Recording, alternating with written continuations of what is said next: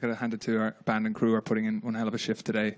It's like a 24-hour day for everyone here. Yeah, it was 9 p.m. on Friday, album release day, when Hozier's live sit-down with Amazon Music UK started streaming. Grammy-nominated singer-songwriter Hozier is here. He began his Friday bright and early at 8 a.m. on Good Morning America, and the long day on album release day is paying off because Billboard is reporting that Hozier is headed for his first #1 debut in the UK with his album Unearth. On GMA, he performed Eat Your Young, which might have caused some interesting conversations with children around the breakfast table. But I mean, he certainly got people talking because he was trending in the morning hours on Friday, and he certainly had people listening, as Spotify reported that Hozier had his biggest streaming day ever on Friday with 12 million streams. I hope you're enjoying it. Thank you so much for the support. Critics are certainly supporting the album. The Telegraph, gave the album 5 stars, but they also said that Hozier joins the all-time greats with this album.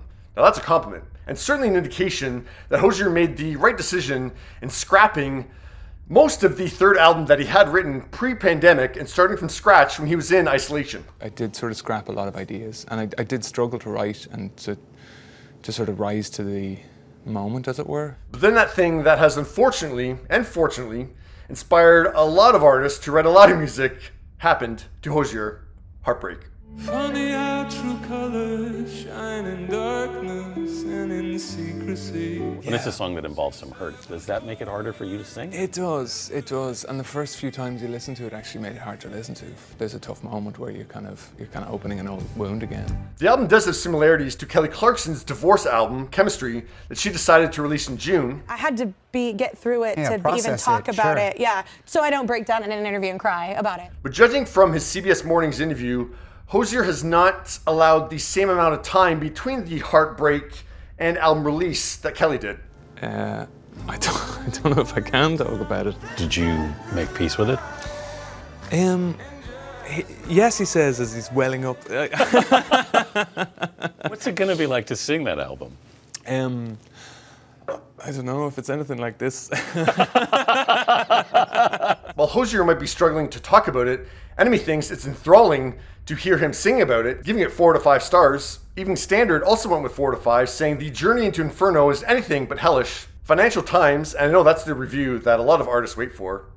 Okay, Financial Times, well, they also gave it 4 to 5, so I'm sure Hozier will take that. Rolling Stone gave it an 80, which is the same as 4 to 5, saying it's the strongest album yet. The Guardian rubber stamped the 4 to 5 stars, but did say it was overlong. So the consensus was definitely on the uptick, but then, taking a break from the stock market, the Wall Street Journal weighed in. They were disappointingly disengaged from the album, saying it fails to catch fire. Can't win them all. To get to play some of these songs too, now that the album is out. Yeah, when he dropped the Eat Your Young EP in March, and he announced the Unreal Unearth tour at the same time, I said then that he must be releasing the album before June 25th, the first date on the tour, because who starts touring before they've released the album?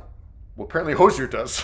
We've sort of played some of these songs before they were released, and so now to let people actually hear them, get closer to the music, I'm really excited to start playing this to crowds. Yeah, not only has he already done about a month worth of tour dates before the album even dropped, he did a few meet and greets too. On July 24th, over 3 weeks before the album came out, he was meeting fans at HMV Manchester and talking with them a little about Unreal Unearth, an album they hadn't heard. And again on August 7th at Golden Discs in Dublin, 11 days before the album came out. I've no doubt that those fans were happy to meet Hozier whenever, and better to do a signing early than no signing at all. It's just an odd marketing strategy to have him out there on the streets and in stores promoting an album that people can't buy in stores yet. I will applaud possibly the best pose with your billboard in the frame video ever that he put on TikTok. Now he has done a signing post-release. He was at Looney Tunes in Long Island on Sunday and even met a four-legged friend. Those fans are probably contributing to the very solid 45 to 55,000 units that Hozier is projected to move in his first week stateside. I just did a segment on Idina Menzel's Drama Queen album that came out Friday as well, and Idina had the same approach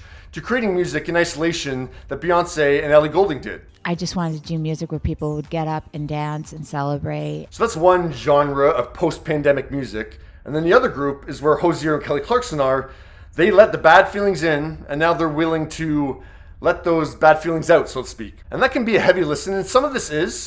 Darling, I'd scare so easily. I had Hozier's album on at the gym yesterday, and To Someone from a Warm Climate came on. Wrap the blanket over you and keep your head within. And yeah, not really like adrenaline producing energy injection that you want in a workout. But I do appreciate on the whole that there seems to be a conscious effort by Hozier on this album to production-wise lighten up the very heavy themes that are going on lyrically. DeSelby Part 2, First Time, Damage Gets Done, all have a refreshing, upbeat feel to them. And it wasn't a surprise to hear Hozier say that Paul Simon has been a big influence on him. I mean, if you have a songwriting idol, who would it be? Paul Simon is up there. Yeah. Definitely. Because that's who I thought of when I first heard Anything But. I think it reminds me of You Can Call Me Al. I don't disagree with The Guardian saying that the album is overlong. Like, on a quick assessment, I wrote down First Light, DeSelby Part 1, To Someone from a Warm Climate, and Who We Are as the tracks I would take under consideration to cut. I'm not saying any of them are bad, but yeah, if I was looking at the album as a whole and trying to shorten the length, those would be the tracks I would consider cutting. Not all of them, but yeah, they would be in the running kind of thing. It's tough to give this album a grade because this album is more on the side of music that I appreciate than music I'm going to listen to over and over again. Like, I'm giving this album a B+, but at the same time, I think it's a strong contender for an Album of the Year nomination at the Grammys. So B+ isn't really reflective of that. I will say, I can say with absolute surety that All Things End will end up being one of the best tracks of the year.